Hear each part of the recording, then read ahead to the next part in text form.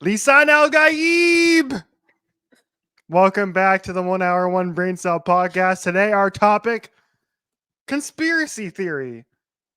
It's a noun. The plural, conspiracy theories. A theory that explains an event or set of circumstances as a result of a secret plot by usually powerful conspirators. Using it in a sentence, the conspiracy theory surrounding Kennedy's assassination. Also, a theory asserting that a secret of great importance is being kept from the public. Examples. Is best known for his conspiracy theory that a secret cabal of reptilian humanoids is running the world. Simon Little. Another example has often been criticized for promoting conspiracy theories such as birtherism, the theory that President Obama was not born in the US. Grace Seegers.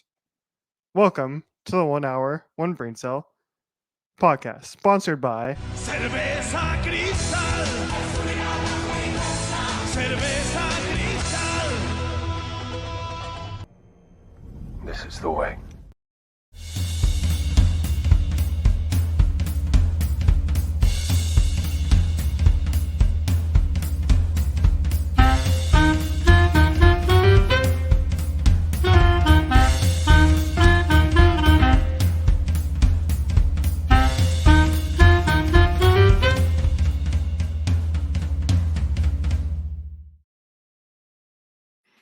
Hello, everybody. Welcome back. It is episode 14 of the 1 Hour 1 Brain Cell podcast. I am joined by my co-host Jordan, who is celebrating St. Patrick's Day by wearing some green. I am, and so are you. I'm joined by my co-host, Carol in HR, who's finally going to help me find Pepe Sylvia. That's Richie Flores. I wore a special shirt today too.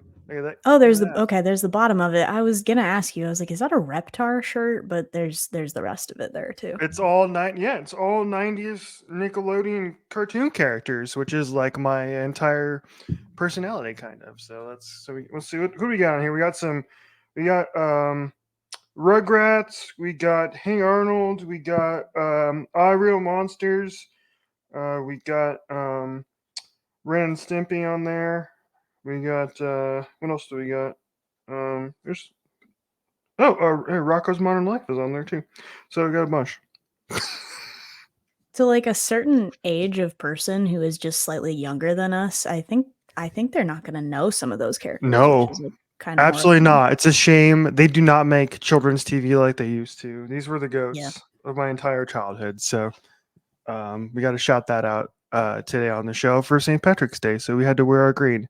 All right. Well, as you heard in the longest cold open in the history of mankind, I don't think also one that gave me PTSD to my middle school spelling bee days. You were like using it in a sentence. I was like, oh God. Not okay. That was not okay. I need some warning before you do that next time. So what happens when I don't plan out my opens and I just do them completely on the fly, like I just did there. Isn't that why it's called a cold open? Because you just do it send cold. it. This is Sunday Night Live here. Just do it cold. Okay. Yep. So you guessed it, folks. If you're still watching us 2 minutes into the show, our topic everybody's today, clicked away, especially our Irish listener, our single listener from Ireland, our one Irish listener. Shout out. Yep, shout out. They're gone now. Never coming back. No. Our topic today is conspiracy theories. Now, Jordan, you were the one that came up with this topic this week, so please explain to the people why you wanted to talk about conspiracy theories this week. Well, I think you would have to be very offline to not know about the internet's newest conspiracy theory obsession, which is the royal family Kate Middleton drama. So that's kind of what made us circle on that this week. But we also had one other that we'll talk about a little later in the show that's more niche to our interests.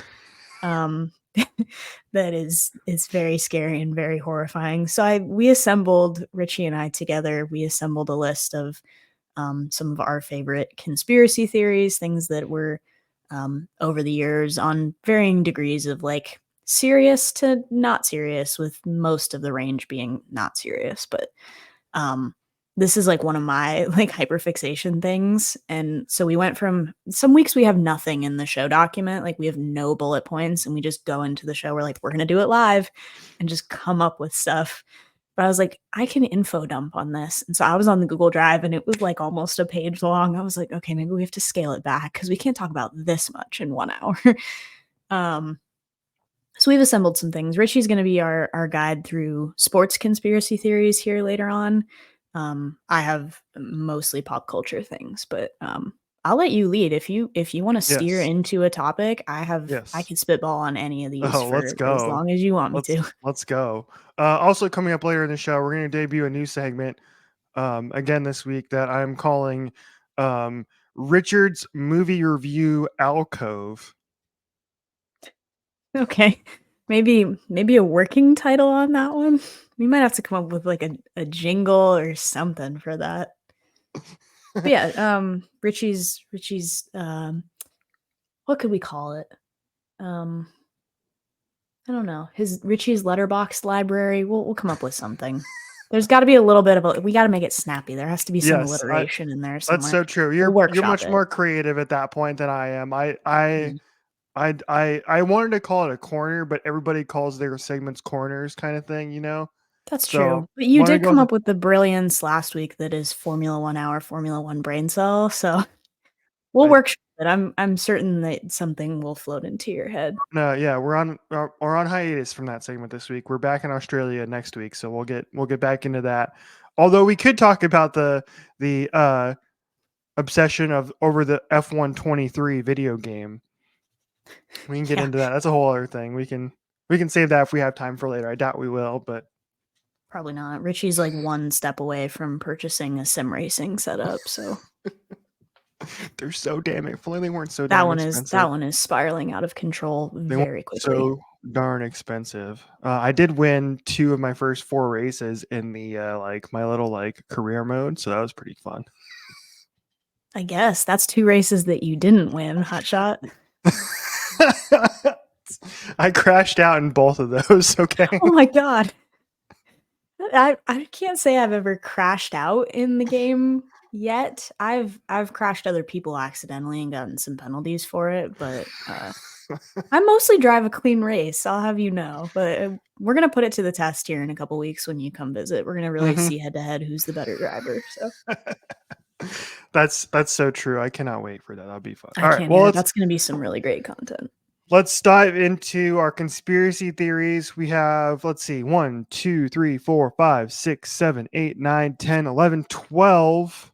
And then we have 13, 14, 15, 16. So we have 16 conspiracy theories to get through in about 45 minutes. That mathematically feels like the odds are against us, but let's swing away and see how much we get through. All right. We're just going to go in order of what you put down here. So, All so the first one you had here is when your luggage got lost, it fell out of the bottom of the plane. Okay, According to one of the divers from the Indiana diving team. yes, I collected some ideas a long time ago, back when I first had mentioned that we were doing the podcast. I had been collecting ideas, and there was the idea. I think it was that there was interest in a conspiracy theory episode, and so I think they're all going to be pleased with this one. But I asked for like good conspiracy theories, and we can get through 3 of these really quickly because I didn't actually do any research on any of these. But I'd just like to mention briefly some of the ideas I was given when I asked for conspiracy theories. Number 1, lactose intolerance isn't real. I don't know where we were supposed to go with that one. I don't know if it's more of like a man versus food kind of deal, where it's like you could just eat your way through lactose intolerance and eventually you wouldn't be intolerant to it anymore. Oh, so I like feel you build up to it.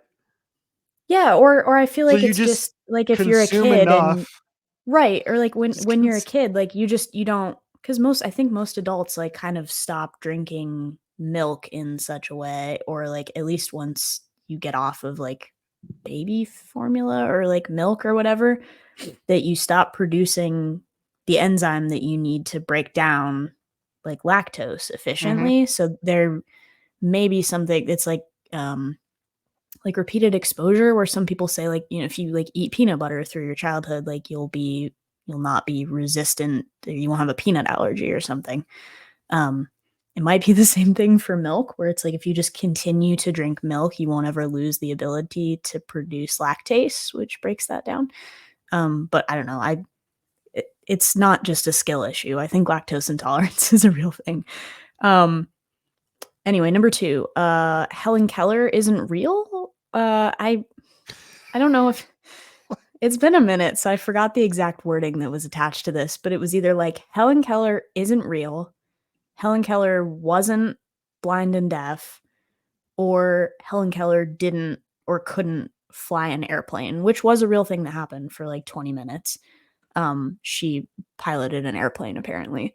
Now I don't know if this was in the same way that it was like when your parents let you drive the car when you're little and you're just like steering it down the driveway, you know what I mean? I don't know if if it was like flew an airplane, which is like just kept it straight for some indeterminate amount of time, or if it was really like flew according to the calculations of modern aircraft. But you look like you have something to add. What do you have? Are you No, researching? I'm trying to read up about this. There's an entire article in The Guardian called Helen Keller, Why is a TikTok conspiracy theory undermining her story? Question mark. So this was from 2021. So this has been around for quite a while now. I think people are just bored. Of course it was People are teenagers. bored. Yeah, that was like the second year of COVID. People were just assuming that anything and everything either was or wasn't real at that point in time, I think. I remember learning about Helen Keller when I was in like elementary school. So like Yeah, for sure. maybe the kids just haven't learned about, like, they're just teaching different things now, and so they don't know about her. Open the Like, schools. like I remember watching there was like a movie about her that I Yeah. watched in elementary school. I don't remember the name of it, but like it was cool. I thought it was like, dang, this woman's great. So teenagers, get a life, Yeah. bro. Teenager, open the schools. And number 3, I guess, somewhat related to the airplane thing. This is possibly my favorite one, which is that someone who will go unnamed but will probably listen to this.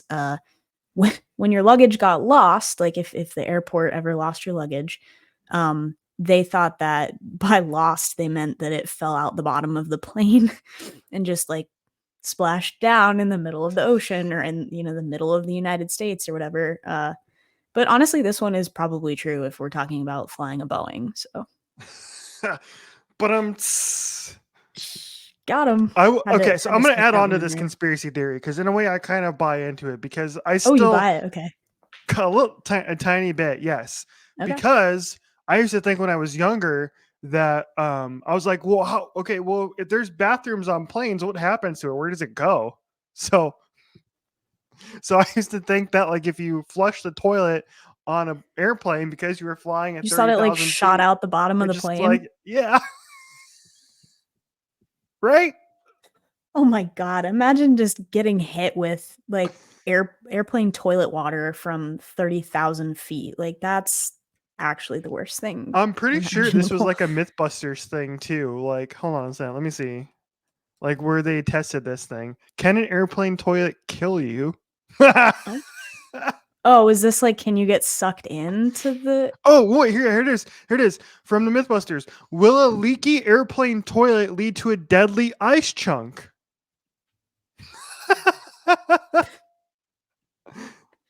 This is on YouTube. Where'd it go? Where'd it go? Jamie Heineman is a Hoosier, so we like Mythbusters. Oh, really? Here. Yeah. Hell yeah. I did not know that. That's cool. Let's hold on. We can watch this together. We can find out what the verdict is on whether a deadly ice chunk could be created by an airplane toilet. I kind of have the fear that like I'll get sucked in. Sure. Ooh, wow. Torian Grant touchdown in Nirvana. All stations reporting with the go. Roger, prepare to release R.I.P. the geek. Grant. He was great. Because this place has a heap of hardcore hardware. This massive fan is the heart of NASA's ice. I feel like I can like It's powered move by ahead in this real 5,000 quick, horsepower. so we can. Here we go. And for cool science, let's make it so. The fan winds up, whipping up a 290-mile-an-hour wind speed. Then the heat exchanger drops the air temperature to a high altitude minus 20 degrees Celsius. Our model is holding together perfectly. Then they're ready to pull the pin on the catastrophic failure test. Will the blue liquid catastrophic instantly failure freeze into a chunk of blue ice? Oh, I see. Okay. This is full tanked up in 3, 2, 1, go! Oh my God! Look at how fast it's coming out. That is awesome. As soon That is as the gross. liquid exits the aircraft, it's ripped away by the shearing force of the Science. wind. And despite the bitterly cold air temperatures, But it it's doesn't unable to freeze? form the mythical slice of ice. Does not freeze. Oh, so you can't be killed by Behind me are the a results toilet of water our ice complete chunk. release test where we dump the entire contents Yeah, of oh, a it like waste freezes tank. on the Now, side of it the plane didn't there. atomize I all see. the way because There we go. So, All right. myth busted, ladies and gentlemen. Welcome to the Here first you ever go. edition of 1 hour, 1 brain cell Mythbusters or whatever. Workshop that. Should have workshopped that before. Title pending. Yeah. I honestly wouldn't have thought about that. That is a thing that people apparently much smarter than us have thought of. Mm-hmm. I miss Mythbusters, man. It was one of the greatest shows in the history of mankind. It was so cool. I still love that show. I'll put that show Mhm. on sometimes, just like you're not doing anything. Just it's a Mhm. good that one and Mhm. like how it's made were really my childhood from that period. How it's made. That was great too. All right, so let's see. Let's move on here. Okay, the next one. Some are the mythical beasts. I'm gonna title this segment "Mythical Beasts" here. We'll start with Bigfoot and the Loch Ness monster, Okay. which here's the thing about this now. I'm gonna phrase it this way. Which one are you more likely to believe is true? Bigfoot or Loch Ness? I say Loch Ness because here's the reasoning why. Yeah. Like we know I know Loch Ness is like a lake, so it's a little bit different. But Sure. how little we know about the ocean and like Right. deep water oceans, Mhm. okay, and all the life that exists. I just probably woke up my neighbors. I was getting too animated there. Damn. Like wake up. You got to hear this too. Loch Ness monster is real. And so we don't know so little about the ocean and the life that exists in the deeper parts of the ocean. The Loch Ness monster might exist. Like, so it like, we don't know. It could be like a basilisk hanging out at the bottom of the Pacific Ocean and we'll never know. So there is a possibility that the Loch Ness monster does exist. More so than Bigfoot, in my opinion. No, I'm 100% with you there. I don't. This is like a recent fear that I've acquired of like the deep ocean. That's like there's all kinds of stuff down there that we don't know about. That like the fish are so scary looking because they've like never been exposed to light. Like the stuff that you'll find in an ocean ecosystem is very scary, and probably not for me. But I will say the counter argument you could make there is like, why did we get all those shows that were like finding Bigfoot then? If there's like not tangible, if there's at least not like a shred of evidence that Bigfoot could have existed, why did we get like finding? Yeah, what is that? What is that? No. There's the Halophrades massey jellyfish. There's the All right, that's blob something from skull pen. Dune. That's what I look like when I first wake up in the morning.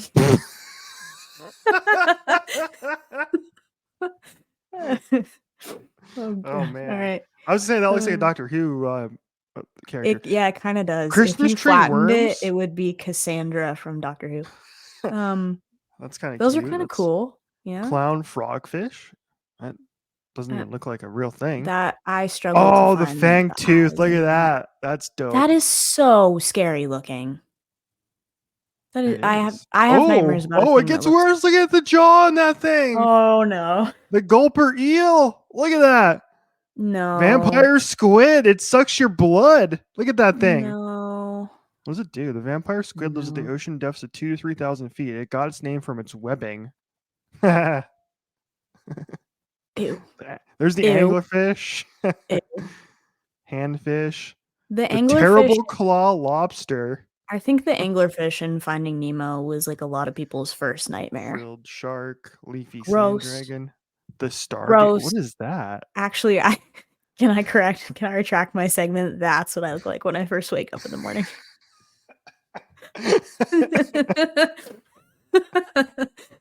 Look at that thing. It kind of looks like a sad sandworm, kind of.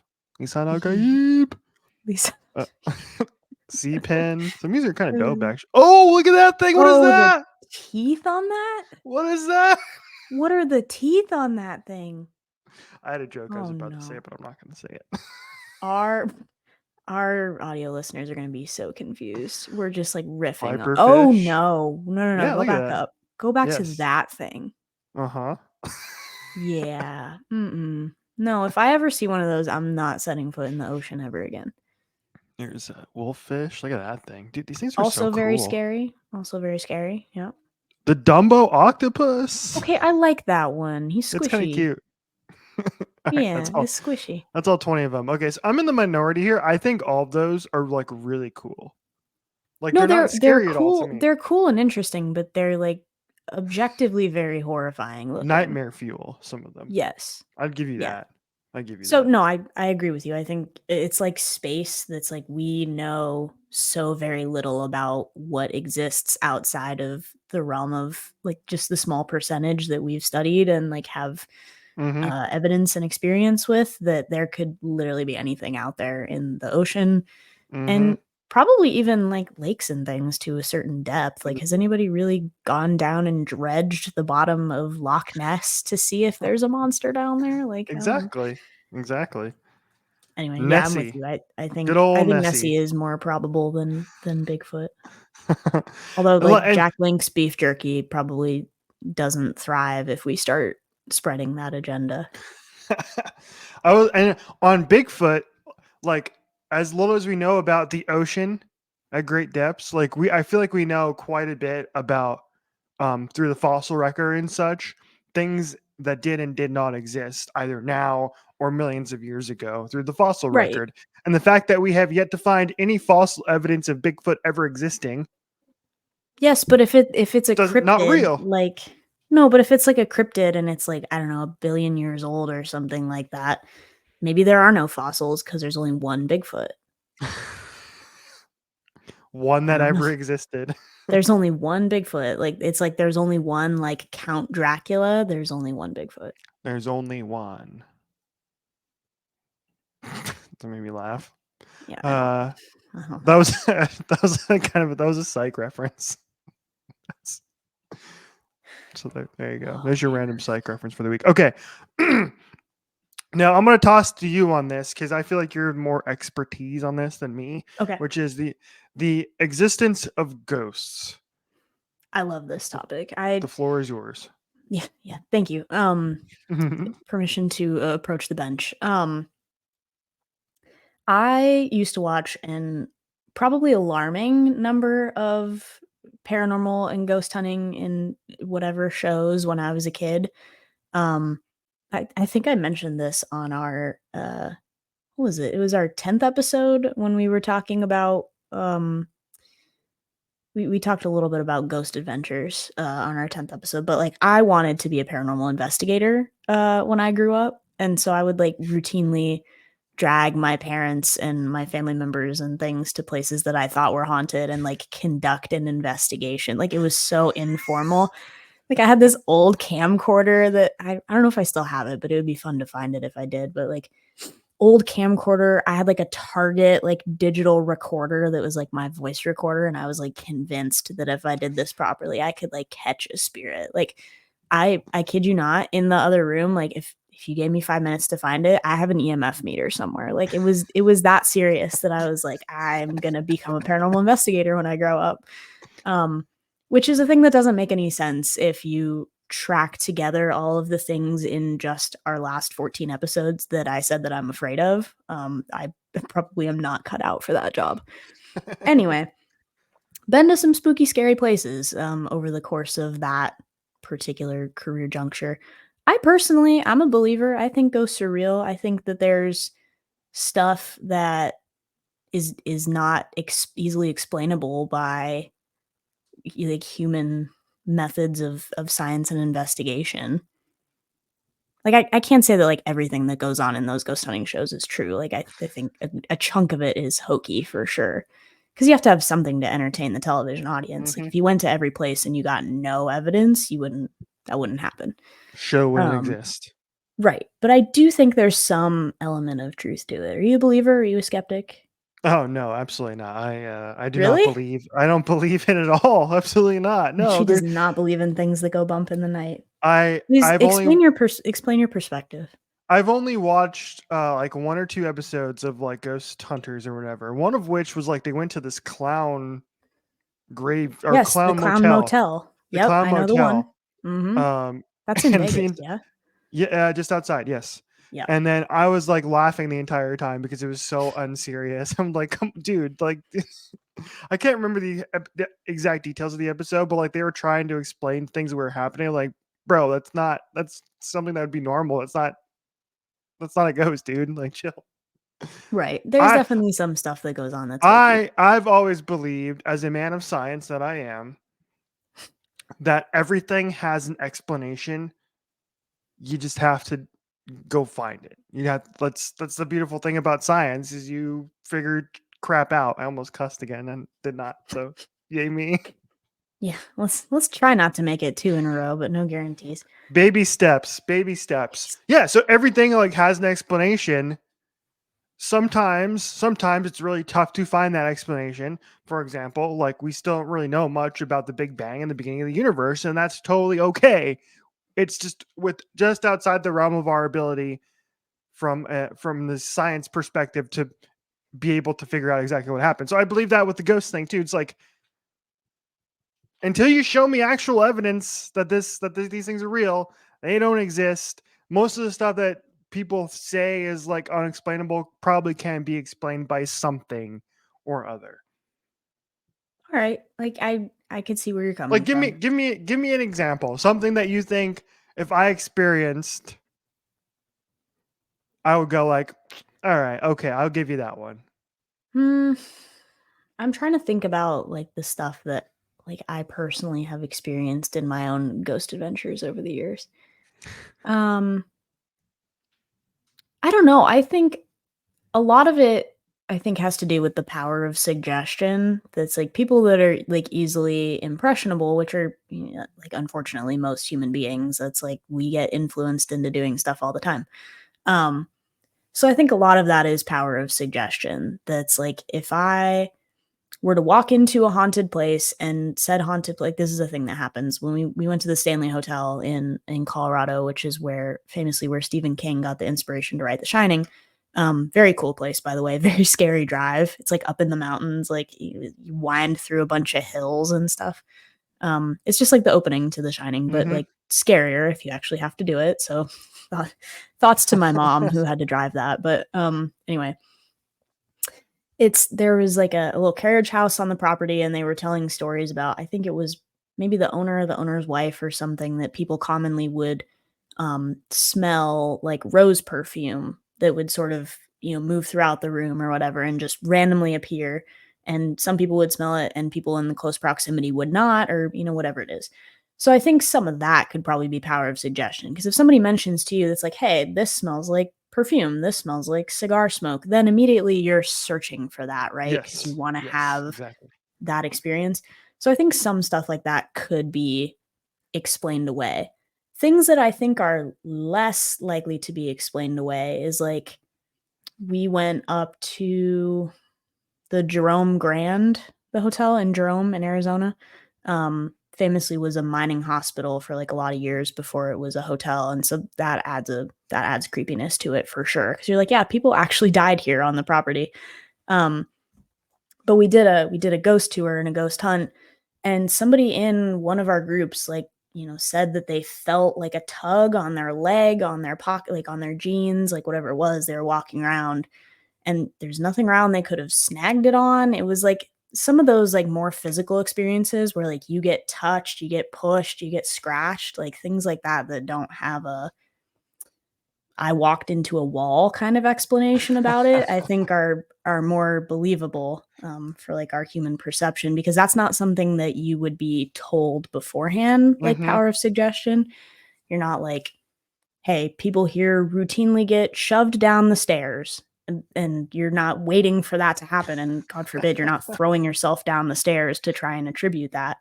But like you get pushed and you're like, hey, that didn't come from anywhere, then I think that's more credible. Or, things that people will see in photographs that are unexplainable. Like there's tons of good ghost and paranormal photography out there that just isn't attributable to anything.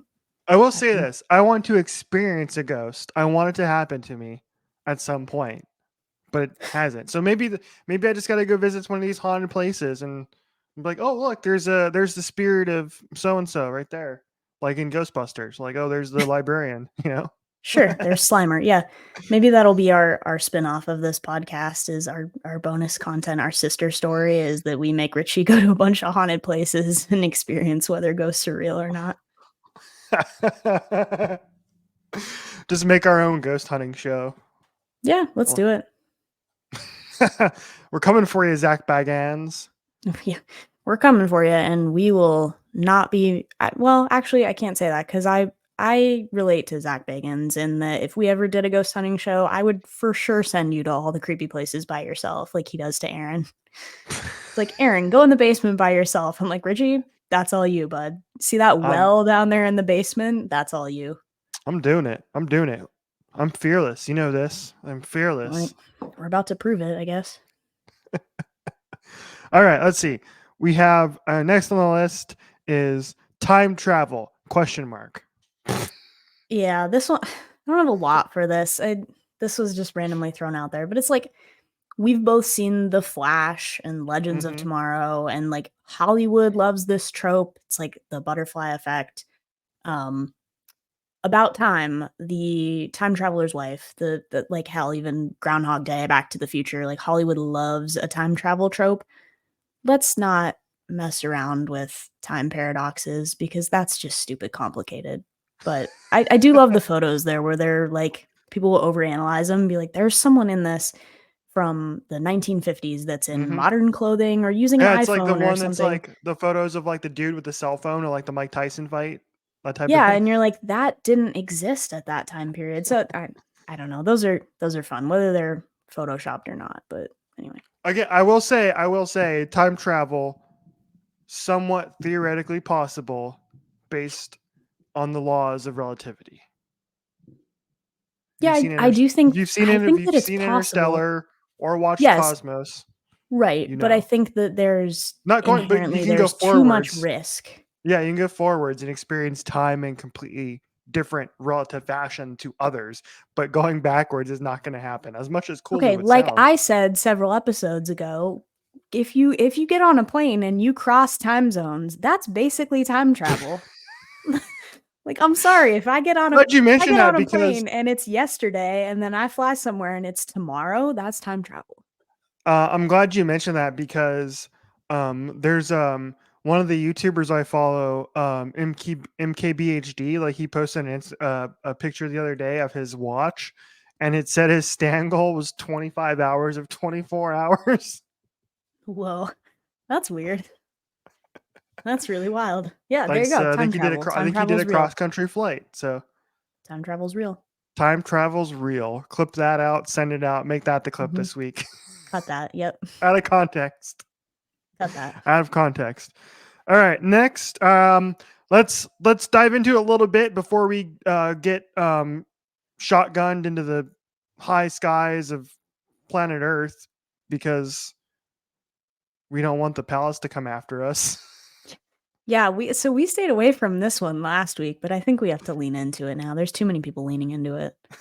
It is the Where is Kate Middleton drama. Now, I wanted to play a clip of a TikTok I found that somebody No. made that was a parody No. of I'm Just Kin.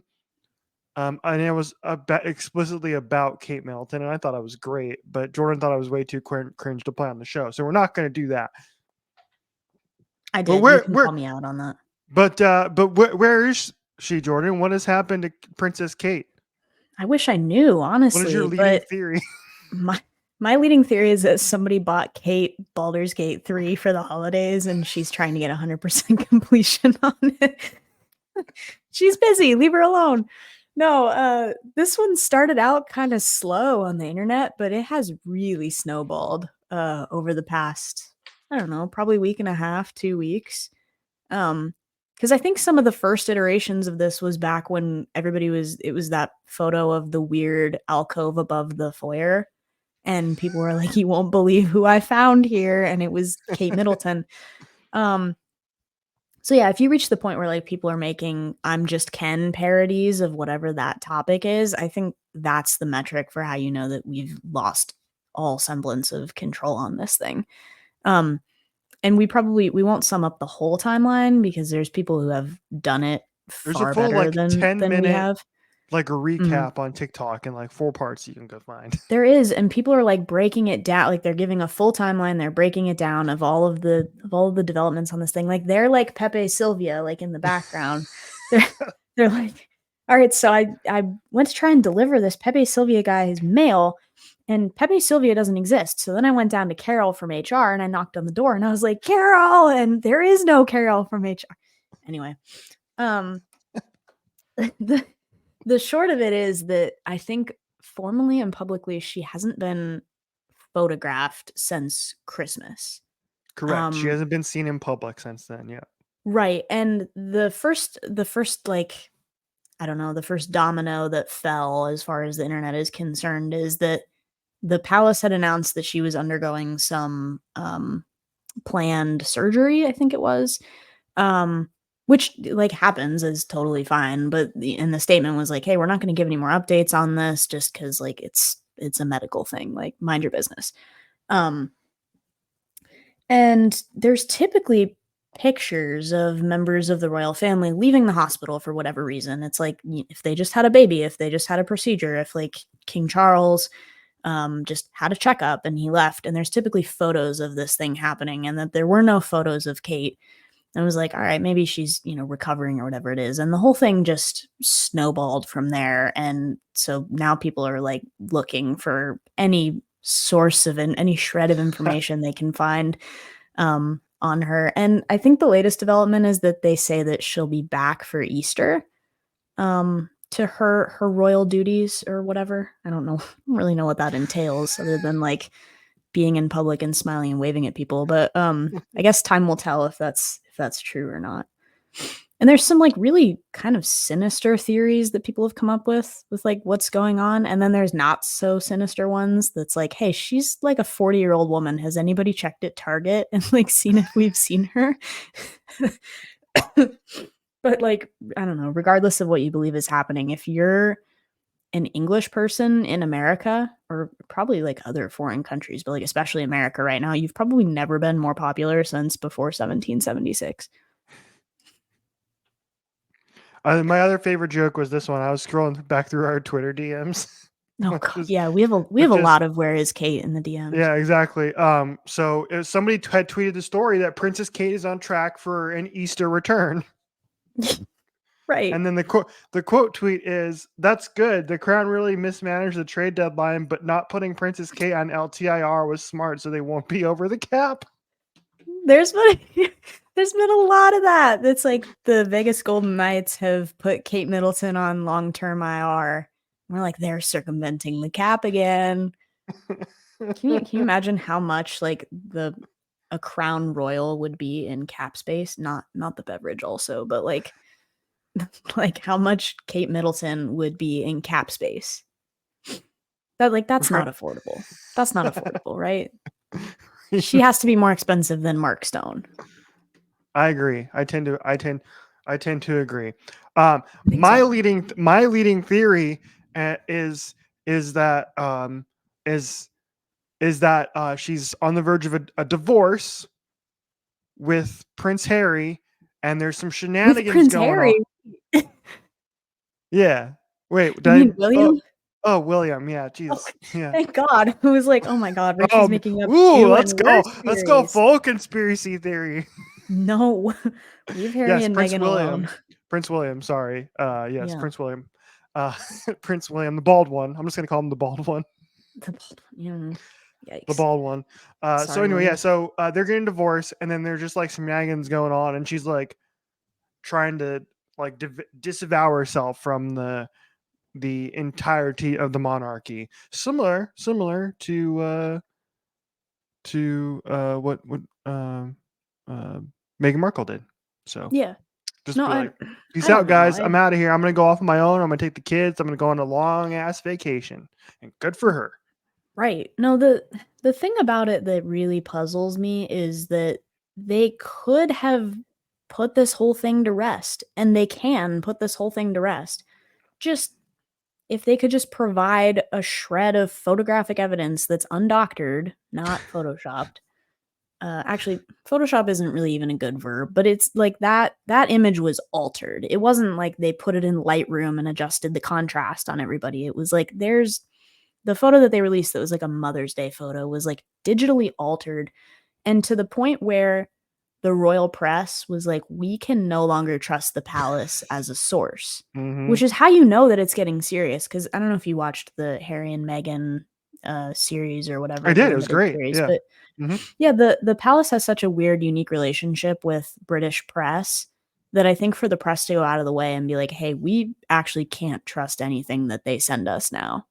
That was a really weird tipping point, and they could clear this whole thing up, but it's that either they won't or they physically can't, which is I think how it's snowballed to the point that it's gotten to now, where people are like, what is happening here? So I don't know. I'm an American. I'm probably not entitled to speculate on these things, but people are sure invested in the drama right now. There is an update here which will probably be disproven by the time this episode airs, to be honest, but that Oh, there was some probably. sort of pending announcement. Mm. It says claims about BBC being on alert for Kate Middleton news remain unconfirmed. There was something that came out about that on like Saturday and Sunday. So we're on alert. Hit us I with guess something. so. Hit us with something, Palace. We're looking at you. We're looking Yeah. at you. People are eagerly awaiting, I guess. All right, let's move on. I don't know anything about this next one. Okay. I forget what it is. What is it? It's what happened with all the bed bugs in Paris? Please explain this. What the hell? Okay. Okay. This was, oh God, was it? I don't remember how long ago this was. It might have even been, it was several months ago probably, but there was a big thing where it was like there's an infestation of bed bugs in Paris. That was like everywhere that people were going was like we were coming back with bed bugs. Like I had to burn my whole suitcase, like whatever it may have been. And then we just stopped hearing about it. So I was like, what happened to all the bed bugs in Paris? Like, did they pack up and go on summer holiday somewhere else? Like, I would have thought that they would have stuck around to see the Olympics in their home country, like national pride and all that. Like, that's happening this summer. I don't know, maybe they're busy, like at the barricade singing and waiting for the next tour of Les Mis, or maybe they were all at Alpine and resigned, but like I don't know where all the French bed bugs went, but I just want to know for peace of mind. Like, did they all make it to the US? Are they gone? I didn't. What's I was happening? never aware of this story. I did not know it Yeah, was a thing. it picked up But traction really, really quick and then just like disappeared. And we were last like, year there hello? was a 65% increase in pest control visits. Yeah, like what is? I feel like that should have gotten a follow up. That feels statistically relevant enough to warrant a follow up. So you know what, NBC, when you get the Olympics here coming up in July and August, full investigation. Send Al Roker out there into the front lines Right. and find this out for the sake of the athletes that we're sending over there. Correct. I need frontline reporting on like I don't care about the statistics and the history of the Olympics. I want to know the statistics about the bed bugs. Live tracker. All right. One of my favorites, actually, I'm glad you put this in there, is the Paula is dead theory. Mm-hmm. Now, I'm an expert on this kind of because my dad told me about it years and years ago. Okay. because he's a big Beatles guy, so I'm very much aware of the Paul is dead theory. If you go back and look at the Abbey Road cover, right? Paul is the only one in an all white suit. And he- Yeah, right? it's like people have extrapolated. There's like the pallbearers, the grave digger, and then like the dead body, presumably. That he's like the only one that's barefoot. Like there's weird stuff on the album covers. And I like this one because I think it's arguably one of the biggest music conspiracies, other than that like Elvis is still alive, which my high school Spanish teacher believed very deeply. That he was like still alive and performing as an Elvis impersonator or something. But anyway, there's tons of like stories and unauthorized probably documentaries on like Paul is dead. And I like that one. I think it's a very famous one. But I do love that they will ask celebrities about this. Like we have a related story on here about Avril Lavigne being dead. Mm-hmm. But I love that they'll ask the celebrities, like they'll go up to Paul McCartney and be like, "So, can you talk about the rumors that you're dead?" Like, what are you supposed to say to that? He's like, I'm no, I'm alive. I'm right here. I don't know how to make you believe me." Yeah, so here's the theory per the Wikipedia here. Okay. It's an urban legend and conspiracy theory alleging that English pop musician Paul McCartney died in 1966 and was secretly replaced by a lookalike. The rumor began circulating in 1966, getting broad popularity in September 1969 following reports on American college campuses. Proponents perceived clues among elements of Beatles songs and cover art. Clue hunting proved infectious, and by October 69 had become an international phenomenon. Rumors declined after Life published an interview with McCartney in November 1969. Because there's That's a what I'm part of saying. this, Like, you have to yeah, go to that person and ask them if they're dead. Like that. I don't know. there's a part of the song Revolution 9 where if you play it backwards, Yeah. it says Paul is dead, right? So They're also not the only band to put backwards messages in songs. Like people were mhm. doing it at that time, but I will stand by the fact that I think Missy Elliott's "Work It" is the best, and I'll stand by that. I don't think That's by far the best example of putting a song in reverse. I don't think I've listened to that one. She puts that thing down, flips it, and reverses it, but then she says it backwards. Oh, yes. Yeah. Okay, yes. That Yes.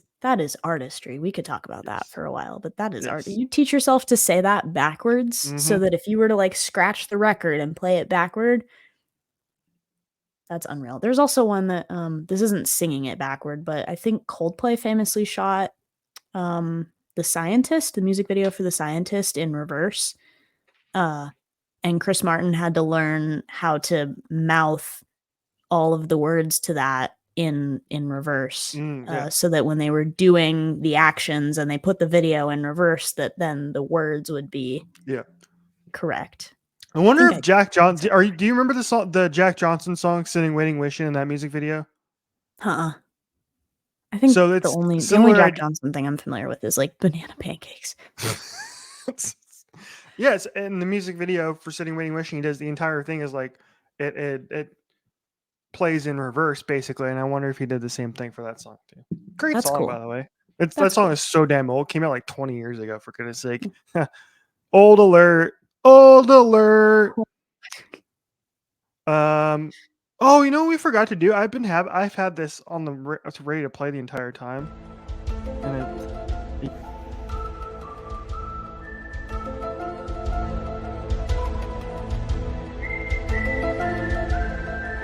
This is also going to be old alert though, because some people won't know about the X-Files. that's crazy. Mulder and Scully.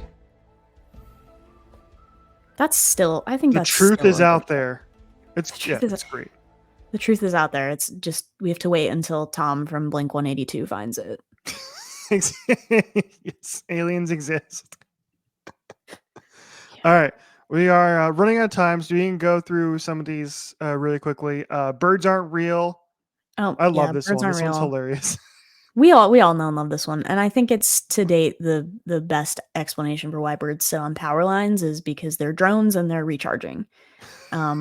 It's a very Gen Z joke, and when I googled this, you'll like this fact, and then I'll leave it here. But it was, this is in response to a counter protest at the 2017 Women's March in Memphis, Tennessee, which is famously the home of 3-time Grammy-winning singer-songwriter Julian Baker. I had to. We love JB on this podcast. I had to put that in there. And the dude who created it got to do a TED Talk about it last year. So like basically he's made it. And hey, if you got to be known for something, you know, birds made aren't it. real. Birds aren't real. All right, so there's that one. The Denver airport. We've both Love been the there. Denver airport one. We've Love both the been Denver there. airport one. Yeah. Well, and like growing up, my hockey teams were in and out of Denver so much that we would like ride the train between terminals and sit by that really big window in the car so we could like peer out and like gather intel on like what was going on in the tunnels down there. There's just a lot of really weird stuff in that airport. Like you can look it up if you're interested. But I think airports in general just tend to be like liminal spaces because they feel like they kind of exist and operate like outside of normal space time because they're just kind of passages to everywhere else. You know what I mean? So I think there's just a reason that it has a weird vibe. But even the horse outside the airport, the horse's name, I don't know if this is formal or not, but they call it Blucifer. And its eyes glow red, and it actually fell on and killed the person who created it. Because it's like a massive statue. Yeah. Oh. Yeah. So anyway, there's tons of stuff at the Denver airport. And they did, I think it was one of the anniversaries of the airport, and they like leaned into all of the conspiracy theories too. And they like put a talking gargoyle in the middle of the terminal. And you could like ask it questions about the conspiracies at the airport. There's tons of videos on this though. Go look that one up because that's a good rabbit hole to fall down. All right. The one we've been waiting all show to get to. Let's go. Yes. Let me hang on. I gotta take away our take away our things here. So there we go. Jesus. Okay. For our audio, this is actually so scary to look at. For our audio listeners, and I guess our video listeners too, these are two different people. But you wouldn't know it by looking at these pictures. This is the person on the left is someone named Carol Newberry Mitchell. I'm sorry if I'm pronouncing your name wrong. I'm gonna go with Carol though. It has a Y in it, so it's tripping me up. But this is just a normal person with like a LinkedIn page and a normal job and everything, who bears a startling resemblance to Katie Gavin, the lead singer of the band Muna. And of course, Muna Twitter found her and is going crazy. So I'd like to give credit to whoever. I think this person is maybe based in Canada. So whatever Canadian Muna fan found this and made everybody go crazy. But like just to Carol, if you ever like just want to lay down your WAPON or your MBA and go start a band, like you'd probably have a lot of support. Just to note, inevitably, my favorite thing is that when I was putting this together, if you Google image search Katie Gavin, you have to wade through all of the pictures of that one haircut. Oh, yes. And if you're in the Muna lore at all, like you know the one, and I'm sorry, Katie, that we keep bringing it up, but I did have to wade through all of those pictures to find this one. Anyway, yeah, that's my new favorite thing. So people are posting pictures of this random like law lady that's like there's a pink light in Carol Newberry Mitchell's apartment or something, and they're like taking screenshots from the advertisements from their firm, and it's a whole thing. Maybe they'll get an uptick in business. I don't know. I just Googled the doppelganger theory. Mm-hmm. That's actually kind of a scary one if you think about it. Yeah, and one of the things it says, are doppelgangers scientifically proven? Doppelgangers don't just look alike; they have similar DNA and even behavior. Study finds. Scientists studying lookalikes have found evidence that they may share similar behaviors. I would not like to meet my doppelganger. No, Aside wouldn't from the either. obvious risks of doing so, like there's like a whole thing that's like if you ever see somebody who looks exactly like you should run, like you should floor it. But Because anyway, I think of like Us. I think of the movie Us. yes, the tethered. Yes, The Tethered. Yeah, And I also think of Vampire Diaries, where everyone on that show had a doppelganger, really. and it was never that was part of the storyline. it's, Oh, it's I actually I haven't seen the it's Vampire actually Diaries. explained in universe of why they exist. Oh, Most of the time they're pretty not great. They're not great. is it Usually, like your evil doppelganger? yeah, kind of, Oh, basically, all right, yeah. that's cool. I mean, it's not Um, cool, but I Great guess. show, great show. Love the show. I watched it for the first time like 3 years ago, and Okay. I fell deep into the rabbit hole, and I Kat and I watched like 5 seasons in the middle of the pandemic in the span of like 2 Oh, months that or makes something. sense. Well, I mean, what else were we supposed to do other than binge the Vampire Diaries? Mm-hmm. All right, let's see. Let's Yeah, let's get into some. take us to your sports corner, and then not a corner. Richie's sports conspiracy segment, because we can't call it a corner because everybody calls it a corner. Mm-hmm. And then Richie's letterboxed, whatever we're calling it. But you got to close it here. It's all Yes, you. here we go. I have what do we got? Oh, we're at 56 minutes, so I can just roll through these first time. Okay, so We're this is my favorite conspiracy in in the history of sports is when Michael Jordan first retired from the NBA. It was not a retirement. It was a suspension because he was in like deep gambling debt. Okay. Michael Jordan is a very, very, very well known big time gambler, always has been. Sure. And so the conspiracy is that David Stern was like, listen, you got to cut this crap out because this was the early 90s. So there were still kind of some shady mob ties and point shaving was a thing. And it was just not, it was like a very, very shady world at the time in the early 90s when it comes to sports gambling. Sure. And so the conspiracy goes is that the reason why Michael Jordan retired is he did not actually retire. He got suspended by David Stern, and they kept it quiet because they didn't want their biggest star in the world to be suspended and have this massive scandal on their hands that would have probably destroyed the sport. That's true. That And would have looked destroyed really the bad on the NBA. NBA. Yeah. And so he retired and went to go play baseball for a year and a half, and then he came back afterwards. Okay. So this is a conspiracy that I actually believe, and it actually came up in The Last Dance, the Michael Jordan documentary, and everybody was like, "No, that's bullcrap. That's not true whatsoever." And it's like, "Are you sure? Are you sure? Because would you say like you're not going to come out and say it?" You're like, "Oh yeah, it was an actual suspension." David Stern has since passed away. He died several years ago. So he literally took that secret to his grave at this point. So That's true. Like anybody that knows probably is. Yeah. That's wild. That's my number one conspiracy. The other conspiracy related to Michael Jordan is the flu game. Okay. Are you familiar with the flu game?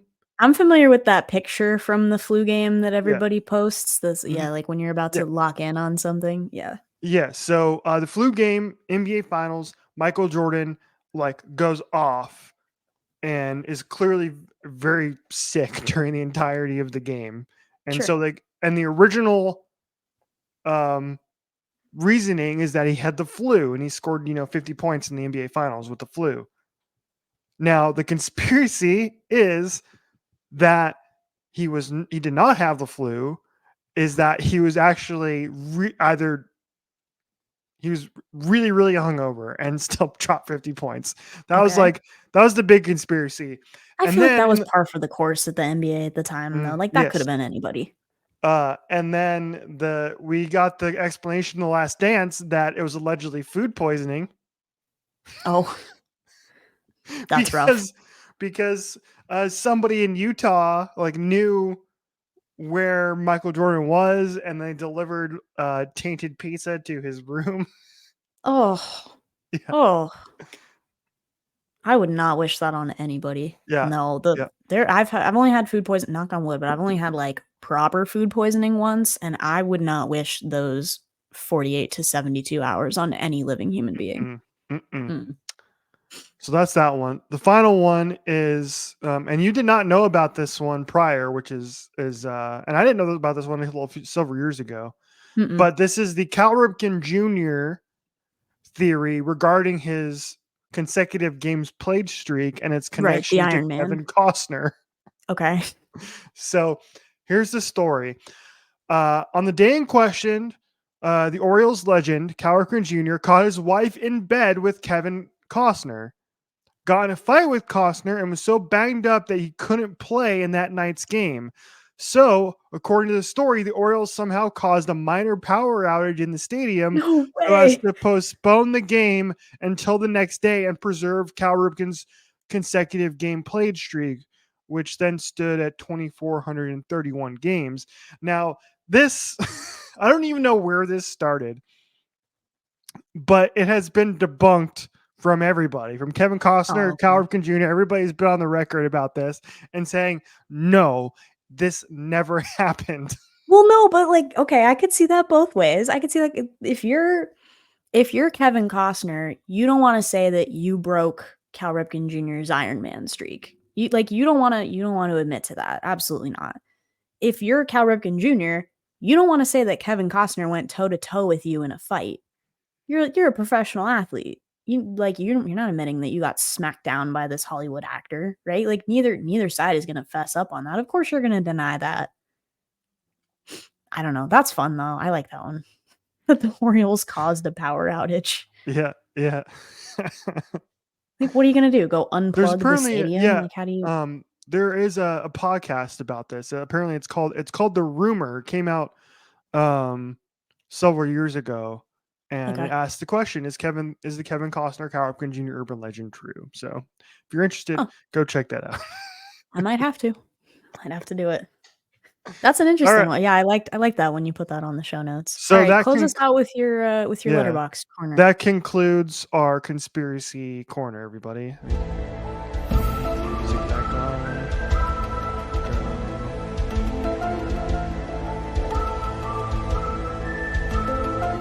There we go. All right. Come step into my cinema, ladies and gentlemen.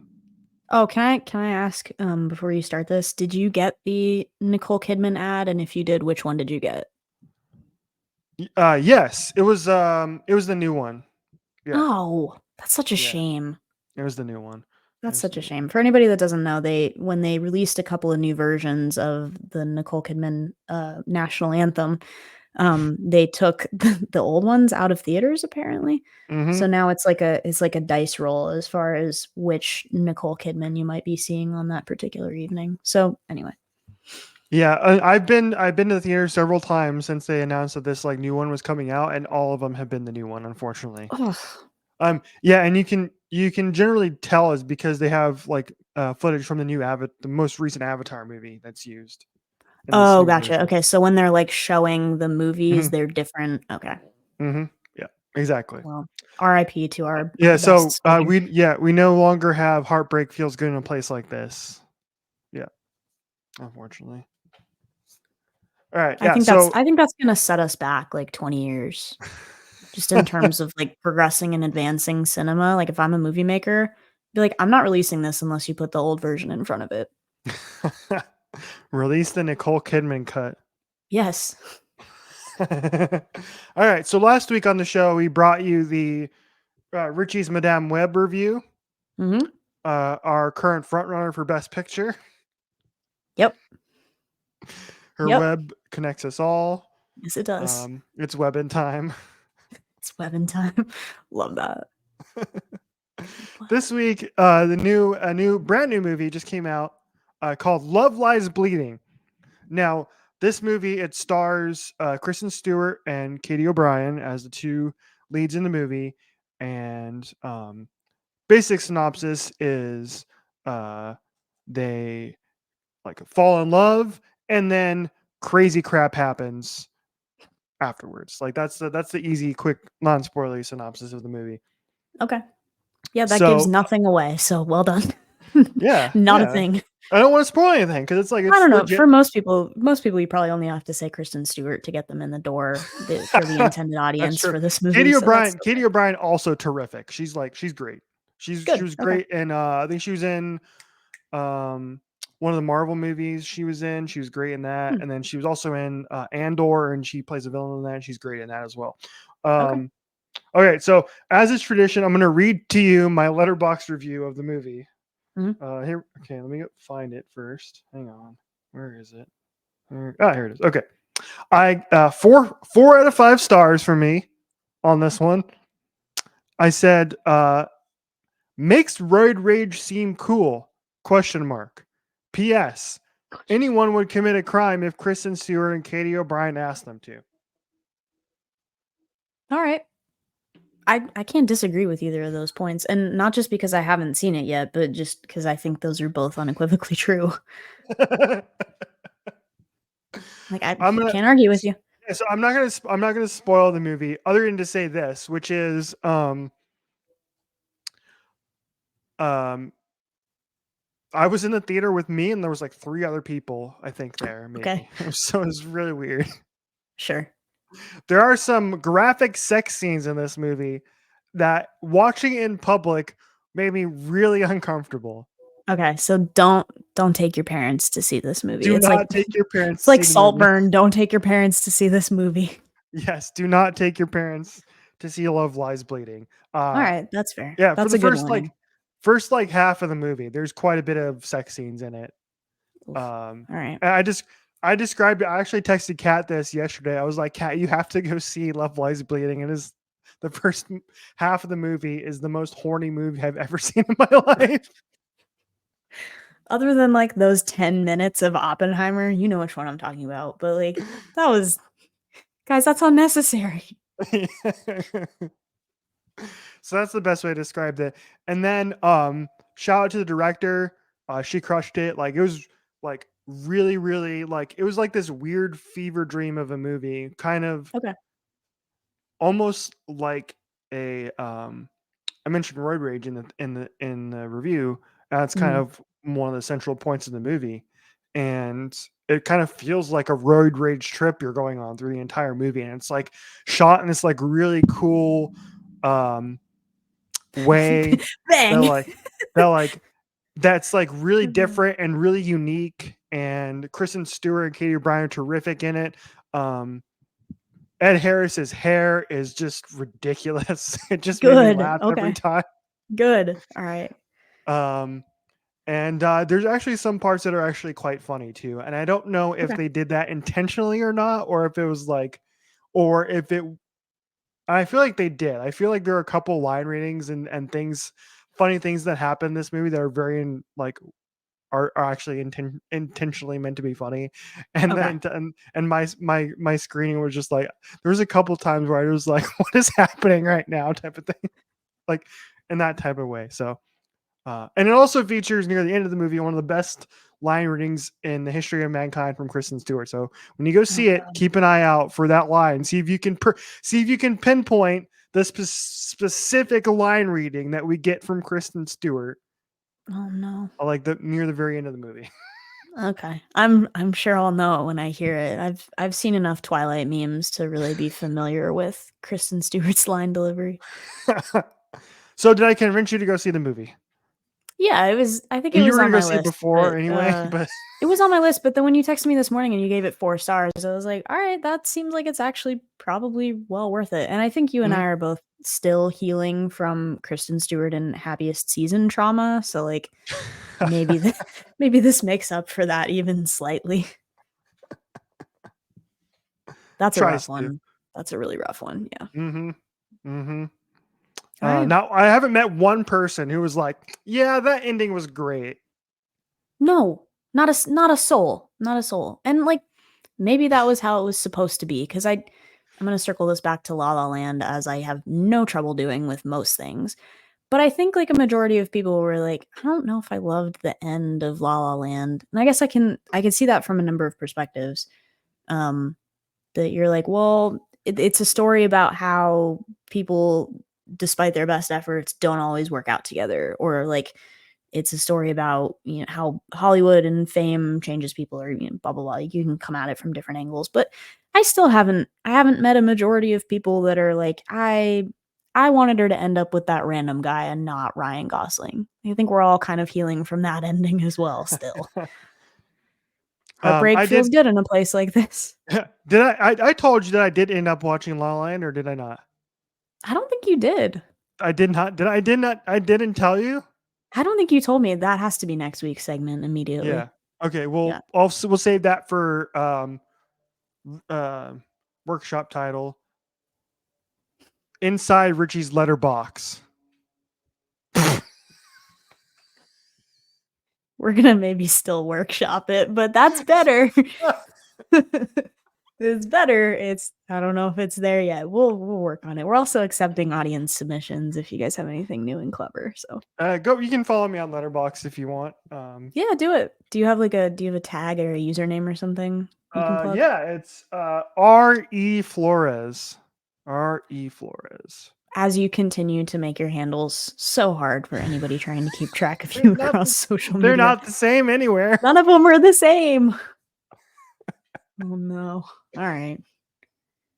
Get us out of here. Close us down. All right. Hey, only 11 minutes over this week, so that's not too bad.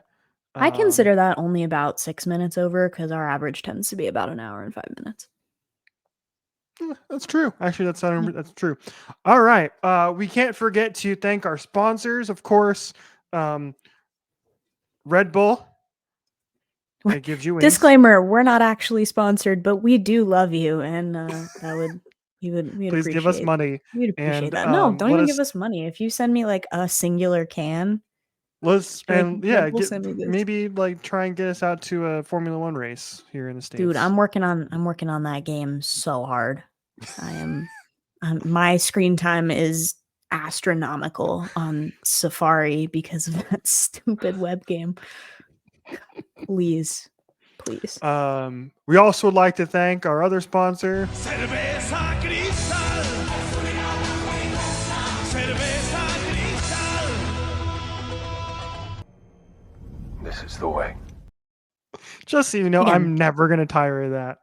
Ever. No, but also we're not formally I have to disclaimer that we're not formally sponsored, but we do love that. And I'm just waiting for when you jump scare me on it someday. Every time. All right, everybody. Well, thank you for listening to this week's episode. It's been another terrific one as we dove into the deep, deep well of conspiracy theories here on the show. Yeah, the internet's favorite topic. Happy St. Patrick's Day. Mm-hmm. What is it? Your shirt says nothing tips like a cow. Missouri. I got this shirt at the St. Louis airport. But I love it. Shout out St. Louis Airport. All right. Well, let's end the show with by saying thank you, goodbye, good luck. I don't know. Good luck. Yeah. Follow us on social media, by the way. Oh, I'm not letting Richie leave without plugging this because we do such a bad job at this every week. Terrible host. Don't ever No, so am I, because I don't think I did it last episode at all. But anyway, follow us at OHOBC Pod on wherever you get your social media. Or you can look us up on YouTube, which is where you can see our lovely faces and everything that Richie pulls from the internet to show us every week. Okay, go ahead. Bye, everybody. Something else because I just can't with that history. In accordance with the laws of the state of Nevada, this court.